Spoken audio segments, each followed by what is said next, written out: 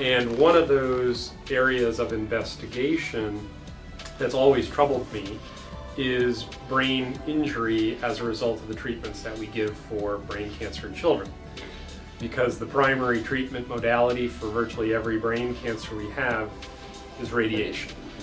And what's intrigued me is that there are children who receive radiation to their entire brain at the age of 2 years, let's say, and that child will go on to lead a very productive, happy life, much as anyone would want for their son or daughter.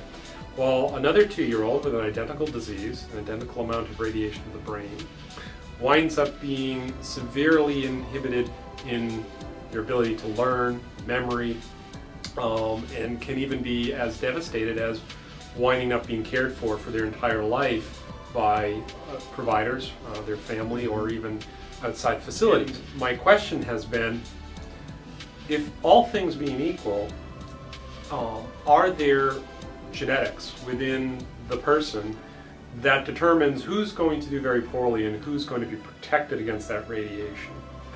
And that serves a dual-fold purpose, because you can imagine if your brain is protected against radiation, then the same genes may be co-opted by the tumors to protect themselves, if you want to call them cells, from radiation. And therefore the genes may be similar. And therefore you can learn whose brain may be more injured, less injured, and maybe whose tumor will be more resistant to radiation damage and who would be more prone.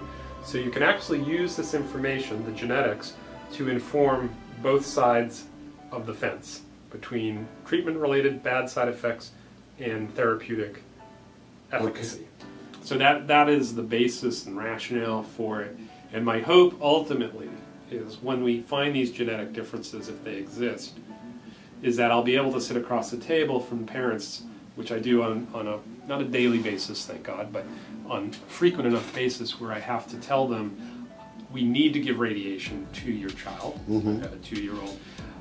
But I can't predict or tell you what will happen in the future. He may do just fine, or he really may wind up with some profound deficits due to that. But we have to cure the tumor, so I'm going to recommend it. Now, if I had information ahead of me, knowing what that patient may be like down the road, that would be very helpful in counseling. You're left feeling rather helpless if you just leave it as, well, he's not going to do well with the radiation. And that's similar to when we give genetic counseling for Huntington's disease or something. It's horrible information to say, you've got the gene, nothing I can do about it. You're going to end up down the road. But my hope is we'll be able to say, you've got that, and that's going to do poorly with radiation.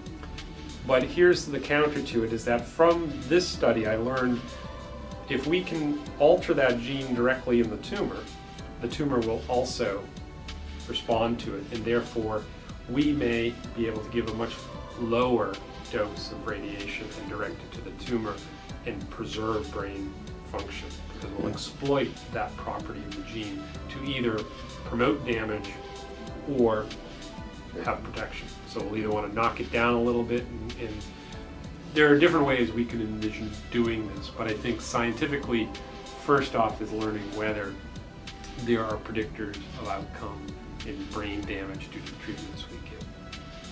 So that's really where this is going.